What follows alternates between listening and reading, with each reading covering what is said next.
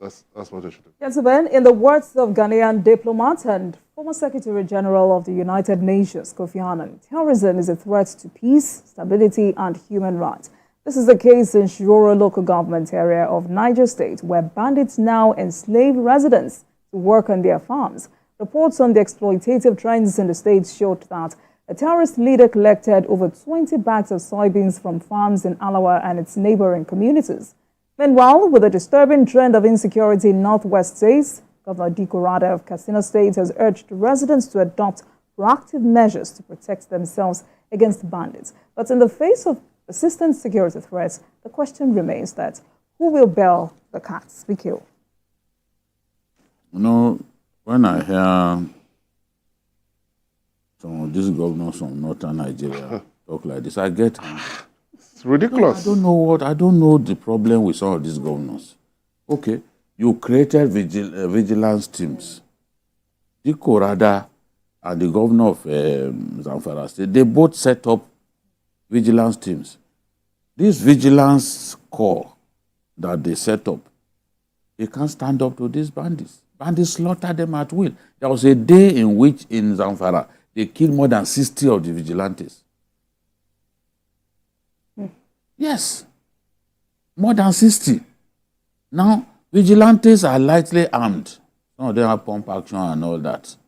Yet they can't stand up to these boys. And you expect ordinary people. Ordinary residents. Look at him saying that in Katsina State, all of the bandits put together don't amount to 700 guns. 700 guns is a lot now. It's a lot. And you are saying, look at some of the quotes. He said, regrettably, 3 famished and emaciated bandits. We hunt down 1,000 people while we look helplessly as some hide under their beds. What humiliation. A situation in which you stand idly, watching while your wife or daughter is being raped. What is the essence of you being alive thereafter? They are afraid of death even more than us. So he's telling the people that these bandits are afraid of death more than the ordinary people. I disagree. A friend of mine, these bandits, they don't believe in God. There is a mistake that people make. They believe that, okay, because someone answers a Muslim name, is Fulani, is answering a Muslim name, you assume that he believes in Islam. No, a lot of them are enemies. Yeah. A lot of the nomadic Fulani that you see, they are enemies. A lot of the bandits are enemies. They are not Muslims in the real sense of the word. So, because somebody's name is a Muslim name, does not mean that he's a Muslim or is a practicing Muslim. Let's stop deceiving ourselves. I once said on this program what a bandit leader told my friend. My friend then was Secretary of Government of Katsina. He told him that those who worship God are cowards. Yes. So somebody who can talk like that, you will say that he is more afraid to die than the ordinary people. No. These boys don't care. The life they live. And some of them were initially even herdsmen. Their cattle got stolen. They reported to the police. They didn't get justice. They turned to bandits too. That's the story of a lot of those bandits. That's how they turn to bandits. So you now say those people, you cannot be telling people that they should, with what? You have not harmed them. First and foremost, you've not harmed them. With what are they going to confront the bandits? If a community confronts bandits, they will come back. There was a day, there was one day in Katsina when I think it was a day that Jonathan came to campaign. They killed more than 120 people. He came to campaign, I think it was in 2015. Whether in Damusa or I can't remember the community.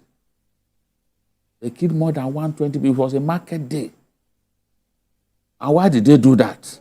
Because The community stood up to them, fought them, killed some of their men. They now came back in anger. Watch it. Every time that these bandits suffer in the hands of the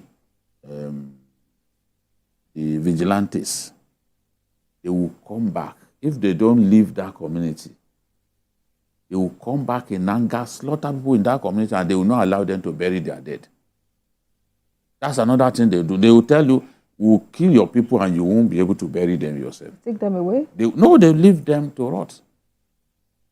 It's part of the terror weapon that they use, that will overrun your community. Okay, you're saying they should confront them. In Kebbi State, a couple of years back, because farmers in Niger and other places have been used to appeasing them, giving them money in exchange for peace. The farmers in Kebbi were not prepared to do that. They stood up to them. They killed more than 80 one day. In that Wasugu area, in Zuru area.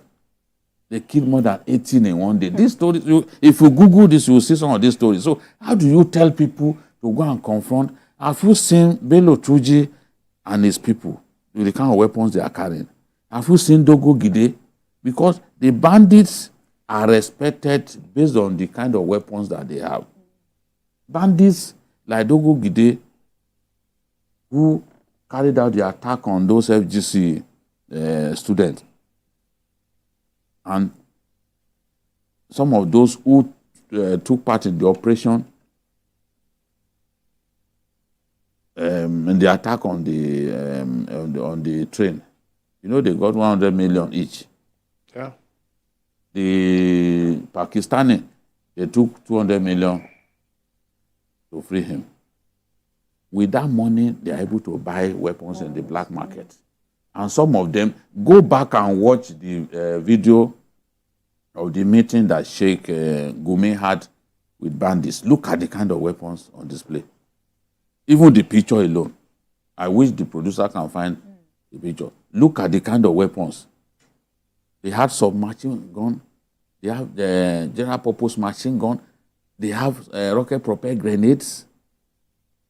These boys have got to the point that they even have armored personnel carriers. You are now telling the people to go and confront. This is not fair.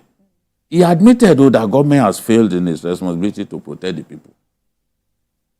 But this is not the solution. I'm really disappointed. Mayor, because the people will die.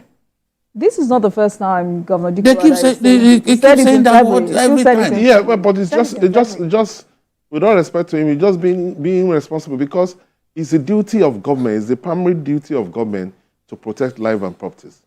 So when you're a governor of a state, it is unfair for you to abdicate to your own responsibility and then ask people to defend themselves. Defend themselves with what? But don't you think these governors are now overwhelmed and tired? Of course they are overwhelmed, but they should not be tired, because they signed up for the job. They signed up for the job. Yes. When there are challenges, you're supposed to look for ways of solving problems. You cannot push that problem to an ordinary man who basically wants to do is to go to his farm and just earn a living. And then people are now oppressing them in their farms and making them to pay money, protection money. And then instead of you to look for ways with the security forces to see how you can protect citizens that elected you and you promise on oath to serve, instead of you for looking for ways of solving their problem, you now push it back to them and say they are cowards. I get you, but would it be fair to say these governors are just talking and not doing anything, considering the limitation how limited they are? That's what I'm saying. They signed up for the job. You signed up for the job. The governor is the chief security officer of that state. You are supposed to liaise with the security forces to protect your state. I consider, yes, you can say that it's not. In fact, this one is not even police matter, it's security forces. So it is your duty to be able to see how you liaise with security forces to protect your state. If there are farmers that cannot go to farm, or if there are farmers that are paying protection money to bandits, It's your duty as governor to be able to have security. What do they do with their security votes? That is why there are security votes. You're supposed to be able to coordinate security forces within your state to be able to say, okay, this is how you're going to protect my people. But the first step in solving a problem is for you to identify that there is a problem, and then you will solve it. But if you now identify a problem and you now say, oh, I don't want to solve it, and you are now telling people to commit suicide, because that's what you are telling them to do. You are telling them to commit suicide. When you say that, oh, protect yourself, that these people are scared, these people are also as afraid as you. You know, even the language, the same people are hiding under their bed. Under their bed. What kind of unfair. That's unfair. What kind of talk is that? If people are traumatized and you are adding it to say that they are cowards, that's what you're saying. No, that's what you're saying, that they are cowards. That they cannot stand up to them. With what would they stand up to them? They don't have ammunition, they don't have anything. How can you now say they should stand up to those people? That's irresponsible. Even if we are up to 5,000 inside these premises, if 3 bandits come in with rocket or prepared grenades, it's better to not challenge them. You cannot challenge them because they will kill half of you. The others will now agree. Within like a 50-meter radius, rocket propelled grenades are designed to destroy armor tanks. But bandits and terrorists have now resorted to using it against human beings. They are not meant for normal... Yeah, it's supposed to put tanks out. It's anti-tank, they're anti-tank weapons. You know, and tanks are built with heavy armor. Yet, a weapon that is used to destroy those tanks, they fire at people. Boko Haram fires anti-aircraft guns at people. And some of these bandits have anti-aircraft guns too. You can imagine something used to bring down planes. They will fire. If you see how thick, what's it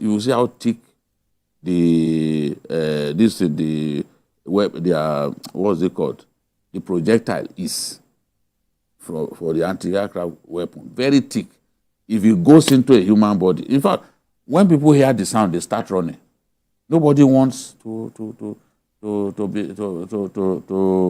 allow it to hit them.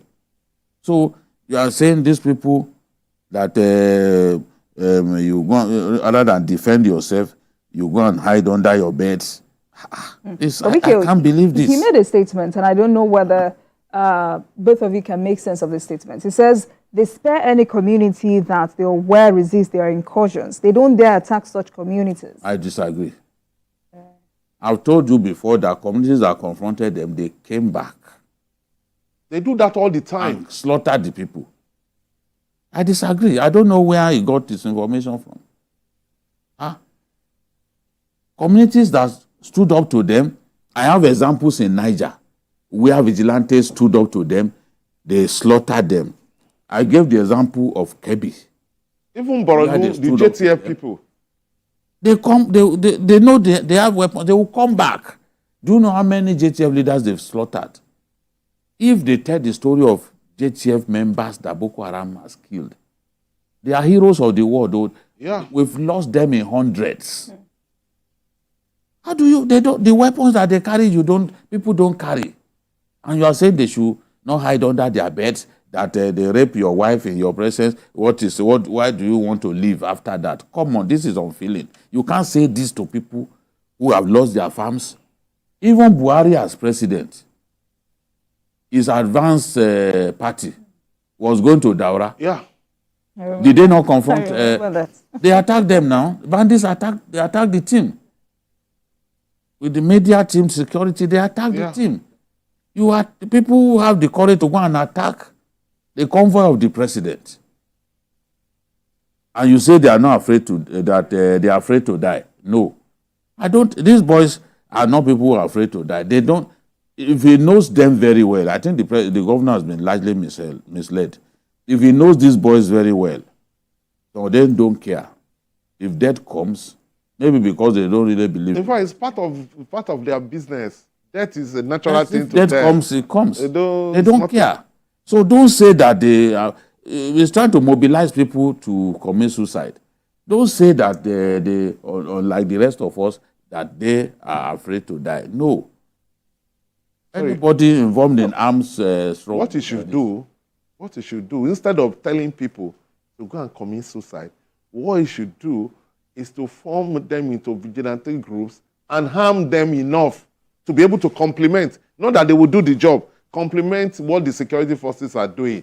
If he's thinking like that, oh, this is where, let us have a new security architecture where we'll harm people in these areas to assist security forces to be able to confront these people. It's a different thing. You cannot ask people to confront people with the gun. They said, don't argue with the man with the gun. How can somebody has gun, not just gun, AK-47, then you now ask somebody who does not have anything. So they can arm this. He can form communities. Yes. In fact, you see, they spent a lot of money on vigilantes and they gave weapons to them. You can see some of these. It says it's training. You can see these trucks. Some of these trucks that they've been showing us. You know, they've armed them. They've given them, but those guys, up to 13 local government in Katsina, bandits are very active. So it's not even the case. Before this quarrel between two bandits that led to the death of Sani Gote, and the one who controls Shimfida area, these guys, they killed 18 Nigerian soldiers in one day. Just one bandit leader. And nothing happened to him. I was even pushing that the Nigerian army should fight back. They should avenge the death. They just killed that. And out of the people that they killed, they killed a major, they killed a captain and a lieutenant in one day. One bandit leader. Because they are confident, because they have weapons. They just launched, what was it called, an ambush and killed those soldiers. They were going to defend an area. They killed them. This happens. Even 2G has been killing Nigerian soldiers. Yeah. This same 2G has been killing Nigerian soldiers because they have weapons. You see, the more weapons you have, the stronger you are. And the more influential you are in the committee of bandits. That's why they... because it's the person that has superior firepower. And in military warfare, it is the person that has superior firepower. Your area of influence will also expand because you have capability that your mates don't have.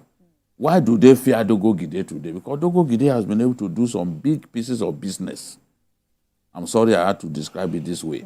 And he has made a lot of money. Dogo Gide, I listened to a video. It's not as if to an audio. It's not as if they told me. He was asking for 700 million. And the guy said, where will I get it? He said, where will you not get it? I am the minister of the forest. Go and get that money. He was speaking with so much confidence. All right. Gentlemen, I don't want us to forget the second leg of this conversation. That's the Niger State, Shiro local government, where bandits now enslave residents to work on their farms. These exploitative trends. How do you react to it? It's still the same thing that we're talking about. The difference is just that the bandits are in charge of those communities. So they are now collecting protection money.